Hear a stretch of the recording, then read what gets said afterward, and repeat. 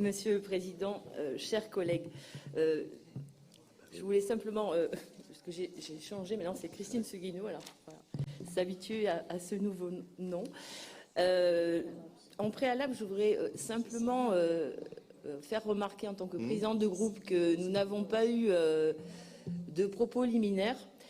Je remarque également que les membres de l'opposition se permettent encore de toujours attaquer par des petites phrases, en coupant la parole, en faisant du bruit, dès qu'on a des interventions. Donc j'aimerais bien qu'on puisse, à cette heure, et surtout normalement dans un climat qui devrait être de bienveillance, qu'on puisse avoir un peu plus de respect dans cet hémicycle.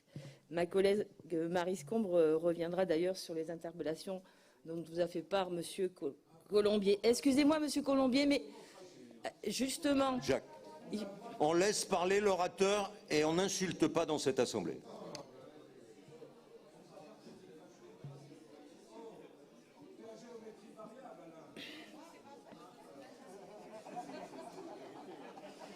La parole est à Christine Meups. C'est Guino. Super. C'est Guino. Alors, Christine. Comme Dionys, donne pas de leçons, s'il te plaît. Hein. Christine. Voilà, donc on voit la classe de certains hommes politiques. Donc, sur ce plan de relance, nous avons donc plusieurs choses. Ça a été rappelé, donc ce plan de relance... il vient surtout de l'État qui a souhaité, pour faire face à la crise du Covid, marquer et prendre un chemin, soi-disant, pour aller vers le monde de demain. Nous regrettons fortement que ce plan de relance national n'ait pas, d'un point de vue stratégique, beaucoup de répercussions pour justement aller vers le monde de demain. Si je cite par exemple la transition au niveau national, on nous annonce 30 millions d'euros, je crois, pour aller vers de la transition écologique. Et dans notre plan de relance régional, cette part de l'État n'est plus que de 1,3%. Donc voilà, on a également le fait que, et le Haut Conseil de l'État l'a dénoncé, que ce plan de relance national ne va pas du tout vers les projets qui pourraient améliorer l'urgence que nous devons faire au niveau des gaz à effet de serre, de l'urgence climatique, de l'urgence sociale. On n'a absolument rien non plus sur toutes les mesures que l'on pourrait faire au niveau social. Nos entreprises, nos citoyens souffrent, les commerces agonisent et on n'a rien. Donc, dans ce plan de relance régional, je vais revenir dessus. Donc nous avons 300 millions ou 500, ça dépend des tableaux, de l'État, autant de la région. On ne connaît pas encore les montants que l'État consacrera à la plupart des projets listés. C'est le grand flou organisé pour permettre au gouvernement de faire la communication sur les territoires en 2021 et 2022 avec les échéances que nous avons tous bien en tête. Parmi les projets qui nous paraissent à notre âge et appartenir au passé, je citerai juste le projet Imagiland. Il s'agit d'un projet de parc d'attractions sur les vieux zéros de la BD qui se trouve donc à Angoulême. Excusez-moi, je ne trouve plus mon papier. Je n'ai plus mon papier. Voilà. Comment?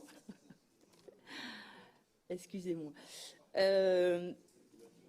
Donc, Imagiland, voilà, ce projet, il se fait il coche toutes les cases en fait de l'ancien monde puisqu'il va se faire sur une ancienne carrière où là la biodiversité était revenue.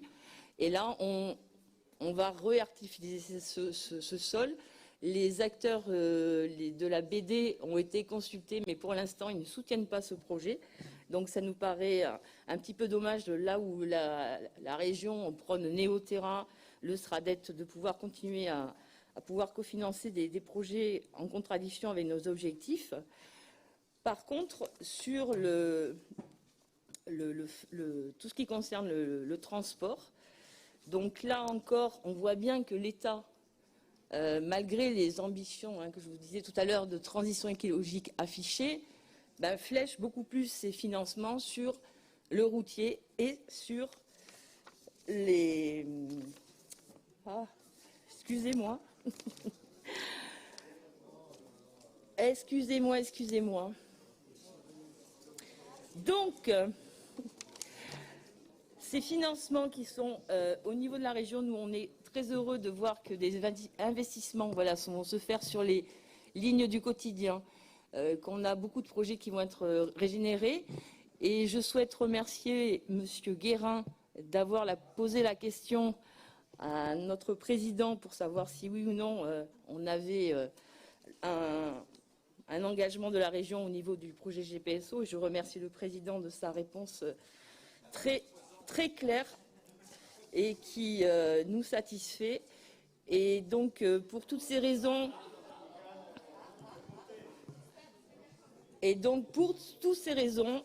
parce que on ne fait pas de marché de course comme certains peuvent l'insinuer, nous sommes un groupe qui a, depuis le début du mandat, porté toujours les mêmes valeurs.